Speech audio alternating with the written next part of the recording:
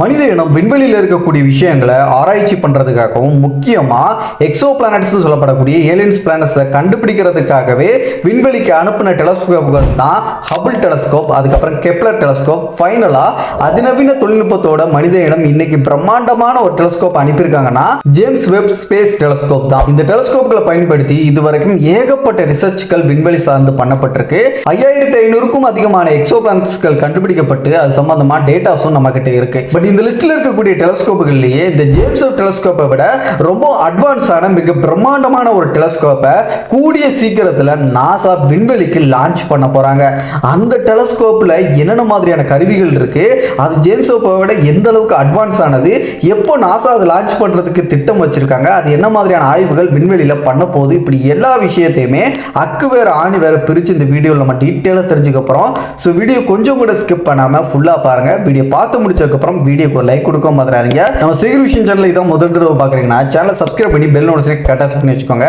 Welcome back another new video. நான் உங்கள் Sekar.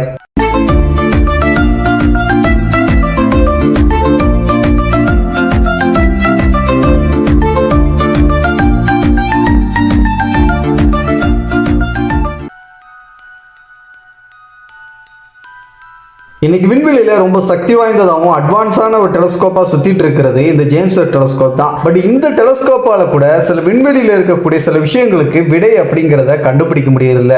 For example, Exo planet சம்பந்தமா, ஏலியன் பிளானட்ஸ் சொல்லப்படுற அந்த கிரகங்கள் சம்பந்தமா ஆய்வுகள் நம்ம ஏதாச்சும் பண்ணோம் அப்படின்னா அந்த கிரகத்தில் நம்ம போனோம்னா உயிர் வாழ்றதுக்கான சாத்தியக்கூறுகள் அங்கே இருக்குதா, இல்லை ஏற்கனவே அங்கே உயிர்கள் இருக்கா அப்படிங்கிற விஷயத்துக்கான துல்லியமான சான்றுகள் அப்படிங்கிறது நம்மளால அந்த டெலஸ்கோப்பை பயன்படுத்தி கூட இன்னைக்கு வரைக்கும் உறுதிப்படுத்த முடியல. அதுக்காகவே விண்வெளி ஆராய்ச்சியாளர்கள் நம்ம இதை விட அட்வான்ஸான ரொம்ப சக்தி வாய்ந்த ஒரு டெலஸ்கோப்பை பயன்படுத்தினா மட்டும்தான் இதுக்கான விடை அப்படிங்கிறது நமக்கு எதிர்காலத்தில் கிடைக்கும். ஸோ அதுக்கான வேலையை நம்ம பார்ப்போம் அப்படின்னு சொல்லிட்டு நாசாவோட விஞ்ஞானிகள் ஒரு சக்தி வாய்ந்த ஒரு டெலஸ்கோப்பை உருவாக்கக்கூடிய திட்டத்தை தொடங்குறாங்க. அப்படி அவங்க உருவாக்க போற அந்த டெலஸ்கோப்போடைய பேர் தான் லுவேயர் டெலஸ்கோப் அப்படின்னு பேர் வைக்கப்பட்ட அந்த டெலஸ்கோப் தான். இந்த டெலஸ்கோப்போடைய அந்த பேருக்கான ஃபுல் ஃபார்ம் அப்படிங்கிறது என்னன்னா large ultra violet optical infrared surveyor அப்படிங்கிறது தான் இதோட ஃபுல் ஃபார்ம். சரி, இந்த டெலஸ்கோப் உருவாக்கப்பட்டதுக்கான முக்கியமான பிரதான காரணங்கள் என்னென்ன அப்படின்னு பார்த்தீங்கன்னா அதுல முதல் விஷயம் எக்ஸோ பிளானட். ஏலியன் பிளானட்ஸ் சொல்லப்படுற வேற்று உலகங்களை கண்டுபிடிக்கிறதுக்கான முதல் காரணமாக வச்சு தான் இந்த டெலஸ்கோப்பை விஞ்ஞானிகள் உருவாக்குறாங்க.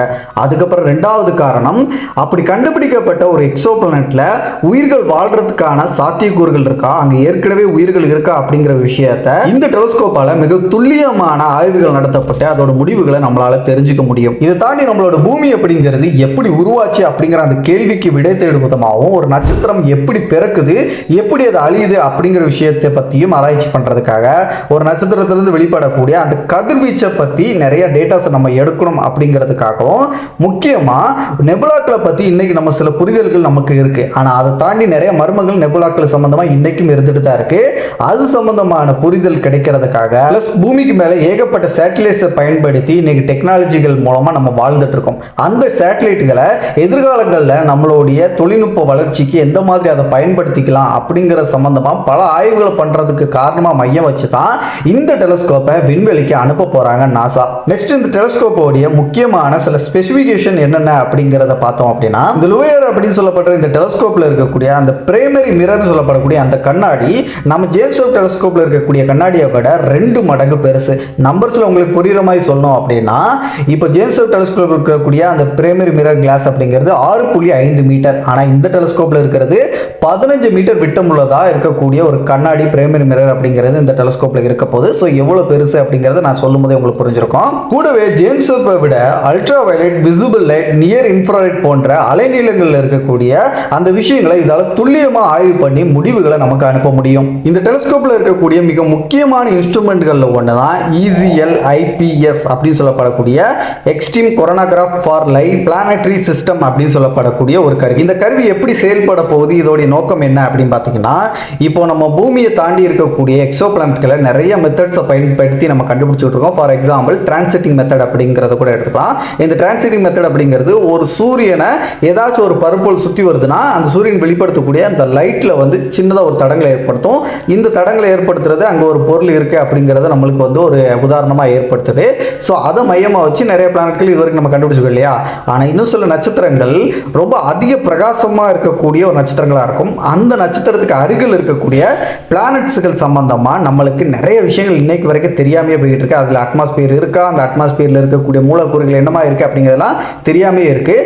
ஸோ அது சம்பந்தமாக துல்லியமாக ஆய்வு பண்ணி தெரிஞ்சுக்கிறதுக்காக தான் இந்த இன்ஸ்ட்ருமெண்ட் அப்படிங்கிறது பயன்படுத்தி இது எப்படி செயல்பட போகுது அப்படின்னா, இந்த இன்ஸ்ட்ருமெண்ட் மூலமாக அந்த பிரகாசமாக இருக்கக்கூடிய நட்சத்திரத்திலிருந்து வெளிப்படக்கூடிய அந்த ஒளியை இந்த இன்ஸ்ட்ருமெண்ட் மறைச்சு அந்த கிரகத்திலிருந்து வெளிப்படக்கூடிய அந்த ஒளி மாற்றத்து மூலமாக அதில் இருக்கக்கூடிய அட்மாஸ்பியரில் என்ன மாதிரியான மூலக்கூறுகள் இருக்கு அப்படிங்கிறது இதால துல்லியமா ஆராய்ச்சி பண்ண முடியும். இது மூலமா ஒரு கிரகத்தோட அட்மாஸ்பியரை நம்ம ஈஸியா தெரிஞ்சுக்கிற மாதிரியும் அதுல இருக்கக்கூடிய விஷயங்களை வச்சு நிறைய டேட்டாஸை நம்மளால கலெக்ட் பண்ணிக்கிட முடியும். ரெண்டாவது கருவி அப்படிங்கிறது HDI அப்படின்னு சொல்லப்படக்கூடிய ஹை டெஃபினிஷன் இமேஜர் அப்படின்னு சொல்லப்படுற இந்த கருவி ரொம்ப தொலைதூரத்தில் விண்வெளியில் இருக்கக்கூடிய விஷயங்களை இதால துல்லியமா வந்து புகைப்படம் எடுக்க முடியும், குறிப்பா ஹை ரெசல்யூஷன்ல. ஸோ இந்த அளவுக்கு இந்த கருவி அப்படிங்கிறது ரொம்ப தொலைதூரத்தில் இருக்கக்கூடிய விஷயங்களை போட்டோ எடுக்கும் போது அந்த விஷயத்தை பற்றி நம்ம நிறைய தெரிஞ்சுக்க முடியும். நம்ம ஜேம்ஸ் வெப் டெலஸ்கோப் எடுத்ததை விட ரொம்ப விசித்திரமான புகைப்படங்களை நம்ம வந்து எதிர்காலத்தில் வந்து விண்வெளி சார்ந்து பார்க்கலாம். ஸ்பேஸில் இருக்கக்கூடிய நிறைய விஷயங்களுக்கு இது மூலமாக நம்மளுக்கு விடையும் கிடைக்கிறதுக்கான நிறைய வாய்ப்பு இருக்கு. மூன்றாவதா இதில் இருக்கக்கூடிய கருவி அப்படிங்கிறது LUMOS அப்படின்னு சொல்லப்படுற ultra violet multi object spectrographic அப்படின்னு சொல்லப்படுற ஒரு கருவி. இந்த கருவியோடைய பிரதான நோக்கம் ஒரு கிரகமாக இருக்கட்டும், ஒரு நட்சத்திரமாக இருக்கட்டும், அது வெளிப்படுத்தக்கூடிய அந்த லைட்டை வந்து இது ஆய்வு பண்ணி அது மூலமா அதுல என்ன மாதிரியான மூலக்கூறுகள் இருக்கு, ஃபார் எக்ஸாம்பிள் வாயுக்கள், அதோடைய டெம்பரேச்சர், அந்த மாதிரி விஷயங்கள் என்ன மாதிரி இருக்கு அப்படிங்கறத இதால துல்லியமா ஆய்வு பண்ண முடியும். ஸோ அதுக்காக தான் இந்த கருவி அப்படிங்கிறது இந்த டெலஸ்கோப்ல இருக்கு. சரி, இதுல இருக்கக்கூடிய இன்ஸ்ட்ருமெண்ட் என்னெல்லாம் அப்படின்னு சொல்லிட்டு இப்போதைக்கு நான் சொல்லிட்டேன் இல்லையா. இதை வச்சு விண்வெளி ஆய்வு சம்பந்தமா இன்ட்ரெஸ்ட் இருக்கவங்களுக்கு ஒரு டவுட் வந்திருக்கும். நீ அப்பத்துல இருந்து இதை ஜேம்ஸ் வெப் டெலஸ்கோப்போட இந்த டெலஸ்கோப்பை வந்து கம்பேர் பண்ணி பேசிட்டு இருக்க. ஆனா இதுல இருக்கக்கூடிய இன்ஸ்ட்ருமெண்ட்ஸ் எல்லாமே ஏற்கனவே ஹபிள் டெலஸ்கோப்ல இருக்கத்தான் செய்யுது. For example ultra violet, visible light, infrared, இந்த மாதிரி அலைநீளங்களை ஆய்வு பண்ணக்கூடிய கருவிகள், இன்ஸ்ட்ருமெண்ட்கள் நம்ம ஹபிள் டெலஸ்கோப்ல இருக்கு. அப்போ இதை நீ ஹபிள் டெலஸ்கோப்போட கம்பேர் பண்ணி தானே சொல்லணும். அப்போ இதுல இருந்து ஏன் ஜேம்ஸ் வெப்போட கம்பேர் பண்ணி சொல்லிட்டு இருக்க அப்படின்னு நீங்க நினைப்பீங்க. அதுக்கு முக்கிய காரணம் இன்னைக்கு மனிதன் விண்வெளிக்கு அனுப்பி இருக்கக்கூடிய அதிக தொழில்நுட்பத்தோடையும் அதிக திறனோடைய ஒரு பிரம்மாண்டமான ஒரு டெலஸ்கோப்பா கருதப்படுறது ஜேம்ஸ் வெப் டெலஸ்கோப் தானே. அப்படிப்பட்ட ஜேம்ஸ் வெப் டெலஸ்கோப்பை விட இது ரொம்ப அட்வான்ஸ் ஆனது, அதிக திறனுடைய சக்தி வாய்ந்தது அப்படின்னு சொல்லிட்டு நான் சொல்லல, நம்ம நாசாவோட விஞ்ஞானிகளே சொல்றாங்க. இதோட திறன் அப்படிங்கிறது எந்த அளவுக்கு அப்படின்னா ஜேம்ஸ் வெப் டெலஸ்கோப்பை விட 100 மடங்கு அதிக சக்தி வாய்ந்த திறனுடையது அப்படின்னு சொல்றாங்க. அதுக்கப்புறமா இதால பல நூறு கிரகங்கள் சம்பந்தமான ஆய்வுகளை ஒரே நேரத்தில் பண்ணி டேட்டாஸா நமக்கு அனுப்ப முடியும் அப்படின்னு சொல்றாங்க. பிளஸ் முக்கியமா ஹைலைட்டான விஷயம், நம்ம பிரபஞ்சத்தில் யூனிவர்ஸ்ல இருக்கக்கூடிய ரொம்ப தொலைதூரத்தில் இருக்கக்கூடிய விஷயங்களை இதால மேப்பிங் பண்ண முடியும், வரைபடம் பண்ண முடியும் அப்படிங்கிற அந்த ஒரு விஷயத்தையும் சொல்றதுனால தான் இது அதிக சக்தி வாய்ந்ததா சொல்றாங்க ஜேம்ஸ் வெப் டெலஸ்கோப்போட.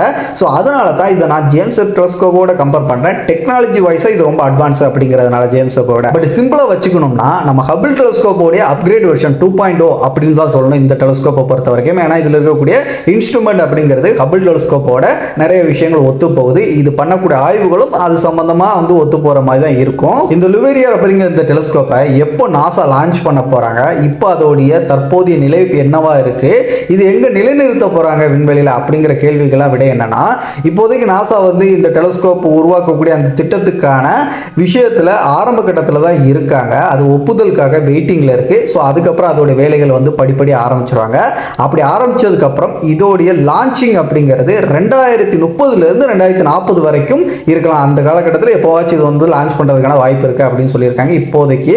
அண்ட் இது லான்ச் பண்ணி எங்க நிலைநிறுத்தலாம்னு சொல்லியிருக்காங்கன்னா, நம்ம ஜேம்ஸ் வெப் டெலஸ்கோப் வந்து விண்வெளியில் அந்த லாக்ரேஞ்ச் பாயிண்ட் 2 சொல்லப்படக்கூடிய L2ல வந்து நிலைநிறுத்தப்பட்டிருக்கு. சேம் அதே இடத்துல தான் இந்த டெலஸ்கோப்பை நிலைநிறுத்துறதுக்கான திட்டத்தை வந்து நாசா வந்து கையில் வச்சிருக்காங்க. ஸோ அதே இடத்துல நிலைநிறுத்த போறாங்க. அப்படி இந்த டெலஸ்கோப்பை லான்ச் பண்ணி அதுக்கு ஒப்புதல்லாம் கிடைச்சி அதை சக்ஸஸ்ஃபுல்லாக நிலைநிறுத்திட்டாங்க அப்படின்னு வச்சுக்கோங்களேன், கண்டிப்பாக நம்ம எக்ஸோ பிளானட்ஸ்கள் சம்பந்தமாக நிறைய விஷயங்கள் இதை பற்றி தெரிஞ்சுக்கலாம். எக்ஸோ பிளானட் மட்டும் இல்லை, பிரபஞ்சத்தில் இருக்கக்கூடிய நிறைய விஷயங்களுக்கும் விடை கிடைக்கும். குறிப்பாக எக்ஸோ பிளானட் சம்பந்தமாக நம்ம மில்கி வே கேலக்சியில் இருக்கக்கூடிய கிரகங்களை மட்டும் இதை ஆய்வு பண்ண போறதில்ல. மில்கி வே கேலக்சி தாண்டி வேற கேலக்சியில் இருக்கக்கூடிய கிரகங்களை கூட இதால வந்து வந்து ஆய்வு பண்ணி துல்லியமான டேட்டாஸை எடுக்கக்கூடிய அளவுக்கு திறனுடையதாக இருக்கிறதுனால எதிர்காலத்தில் கண்டிப்பாக இந்த டெலஸ்கோப் ஒரு பூமி மாதிரி வாழ தகுதியுடைய ஒரு கிரகத்தை கண்டுபிடிக்கிறதுக்கு நிறைய வாய்ப்பு இருக்குது அப்படின்னு சொல்லிட்டு விஞ்ஞானிகள் இப்போவும் நம்பிட்டு இருக்காங்க. அதனால இந்த திட்டத்தை சீக்கிரமாக கொண்டு வர்றதுக்கான முயற்சியில் நாசா விஞ்ஞானிகள் ஈடுபட்டு இருக்காங்க. பட் நாசா இப்போதைக்கு இந்த ஒரு பிளானை மட்டும்தான் ஃபியூச்சரில் வந்து பண்ணுறதுக்காக அவங்க கையில் வச்சிருக்காங்களான்னு கேட்டால் இது மட்டும் கிடையாது. இன்னும் சில டெலஸ்கோப்பையும் விண்வெளிக்கு அனுப்புறதுக்கான திட்டத்தை அவங்க கையில் வச்சிருக்காங்க. என்ன மாதிரியான டெலஸ்கோப்கள், அது எதுக்காக வந்து விண்வெளிக்கு அனுப்பப்பட போகுது அப்படிங்கிற விஷயத்தெல்லாம் தெரிஞ்சுக்கணும்னு ஆசைப்பட்டீங்கன்னா இந்த வீடியோக்கு கீழே இருக்க கமெண்ட்ல சேகர் விஷன் அப்படின்னு சொல்லிட்டு நம்ம சேனலோட நேமை அட்டு போட்டு மென்ஷன் பண்ணி கமெண்ட் பண்ணுங்க. எத்தனை பேர் கமெண்ட் பண்றீங்க அப்படிங்கிற பார்த்துட்டு கூடிய சீக்கிரத்தில் அந்த வீடியோ நான் மேக் பண்றேன். இந்த வீடியோ உங்களுக்கு பிடிச்சிருச்சு, யூஸ்ஃபுல்லா இருந்துச்சுன்னா வீடியோக்கு ஒரு லைக் கொடுத்துருங்க. இதே மாதிரி நிறைய விஷயங்களை தெரிஞ்சுக்கிறதுக்கு நம்ம சேகர் விஷன் சேனலில் இன்னும் கூட சப்ஸ்கிரைப் பண்ணா ஜஸ்ட் சப்ஸ்கிரைப் பண்ணி பெல் நோட்டிஃபிகேஷன் பண்ணிட்டு டெய்லி வரக்கூடிய வீடியோஸ் எல்லாத்தையும் மிஸ் பண்ணாம பாருங்க. அடுத்த ஒரு நல்ல தகவலோட நான் உங்களை சந்திக்கும் வரை நான் உங்களுக்கு சேகர். Bye bye.